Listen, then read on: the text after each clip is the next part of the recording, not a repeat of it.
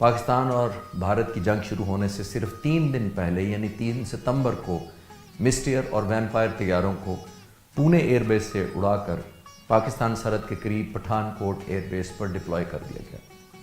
ہندوستانی زمینی فوج کی پاک فضائیہ کے خلاف حفاظت کے لیے ہندوستانی ایئر فورس نے نیٹ طیاروں کا انتخاب کیا۔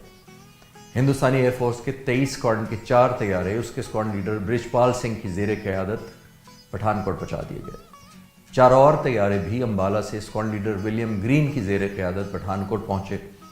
ان طیاروں نے پٹھان کوٹ کا سفر نچلی پرواز رہ کر کیا تاکہ پاک فضائیہ کو ان کی طیاروں کی پٹھان کوٹ میں موجودگی کا پتہ نہ چل سکے۔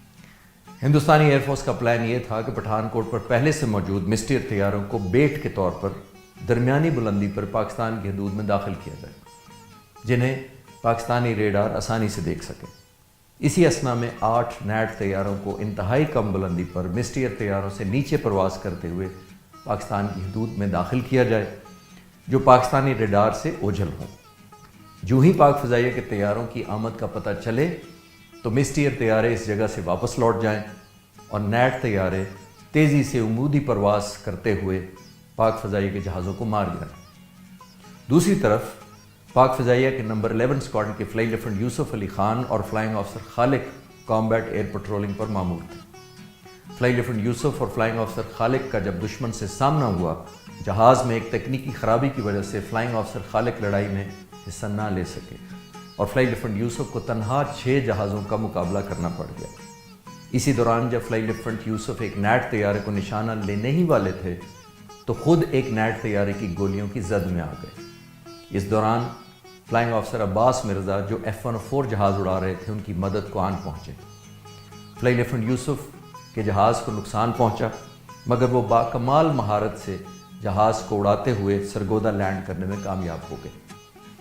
اسی دوران پسرور کے علاقے میں ایک نیٹ طیارہ اپنی باقی فارمیشن سے علیحدہ ہو گیا اور پاکستانی F-104 کی علاقے میں موجودگی کی وجہ سے خوفزدہ ہو کر پسرور کے چھوٹے سے ہوائی اڈے پر اترنے پر مجبور ہو گیا۔ اس F-104 کو فلائی لیفٹیننٹ حکیم اللہ اڑا رہے تھے، جو بعد میں پاک فضائیہ کے چیف بھی بنے۔ ہندوستانی نیٹ ایئر کرافٹ پسرور میں لینڈنگ کے بعد ہندوستانی پائلٹ نے یہ دعویٰ کیا کہ انہوں نے جہاز میں خرابی کی وجہ سے پسرور کے رن وے پر جہاز اتارا ہے۔ ان میں ان کا پیٹرول کم ہو جانا اور ہائیڈرولک کا فیلئر ہونا بتایا گیا، لیکن چند دنوں بعد پاکستان فضائیہ کے ایک مایہ ناز پائلٹ حاتمی تفصیلی معائنہ اس جہاز کا کیا گیا تو پتہ چلا کہ جہاز پوری طرح سروسیبل اور فلائنگ کے قابل تھا۔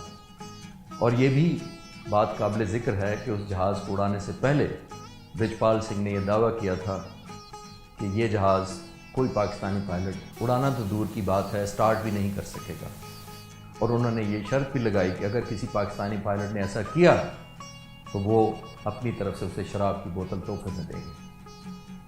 یہ وعدہ کرتے وقت اور یہ شرط لگاتے وقت برجپال سنگھ شاید یہ بات بھول گئے تھے کہ وہ خود ایک جنگی قیدی بننے جا رہے۔ ہندوستانی Gnat pilot squadron leader Brijpal Singh کو جنگی قیدی بنا لیا گیا اور یہ نیٹ طیارہ آج بھی پاک فضائیہ کے میوزیم میں وار ٹرافی کے طور پر موجود ہے۔ ہندوستان ایئر فورس نے فلائی لیفٹیننٹ یوسف کے جہاز کو تباہ کرنے کا دعویٰ کیا اور ہندوستانی نیٹ پائلٹ کو اعلیٰ فوجی اعزاز دینے کا اعلان کیا، مگر جب پاک فضائیہ نے فلائی لیفٹیننٹ یوسف کے نقصان زدہ جہاز کی سرگودا میں لینڈنگ کے بعد کی تصاویر جاری کیں تو ہندوستان ایئر فورس کو شرمندگی کا سامنا اٹھانا پڑا۔ اسکواڈرن لیڈر برجپال کو دوران قید ہندوستان ایئر فورس سے برخاست کر دیا گیا، مگر بعد میں ہندوستان لوٹنے پر انہیں نوکری پر بحال کر دیا گیا اور وہ ایئر مارشل کے رینک سے ریٹائر ہوئے۔ 3 ستمبر کے دن کے اختتام پر پاک فضائیہ نے 24 مشن اڑے، جن میں سے 19 سرگودا سے اور 5 پشاور سے اڑائے گئے۔ نیٹ طیاروں کی پسرور لینڈنگ کے بعد وقتی طور پر ہندوستان نے مزید پیش قدمی نہ کی۔ اسی دن commander in chief air vice marshal Nur Khan اپنے کچھ سینئر افسران کے ہمراہ سرگودا بیس پہنچے۔ اس میٹنگ کے بعد یہ فیصلہ ہوا کہ سیبر طیاروں کو 25 سے 30 ہزار فٹ کی بلندی پر اڑایا جائے اور 10 منٹ کے وقفے سے 2 F-104 کو نیچی پرواز کرتے ہوئے F-104 کی فارمیشن سے جا ملایا جائے۔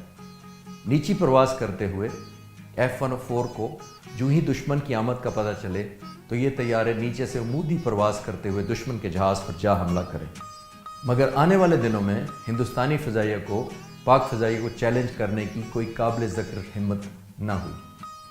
3 ستمبر کی شام تک پاک فضائیہ کے الرٹ ہونے کا یہ فائدہ ہوا کہ پاک فضائیہ کے ہاتھ ہندوستان کا نہ صرف ایک جہاز قبضے میں آیا بلکہ ان کا ایک سینئر پائلٹ بھی پاکستان میں جنگی قیدی بنا لیا گیا۔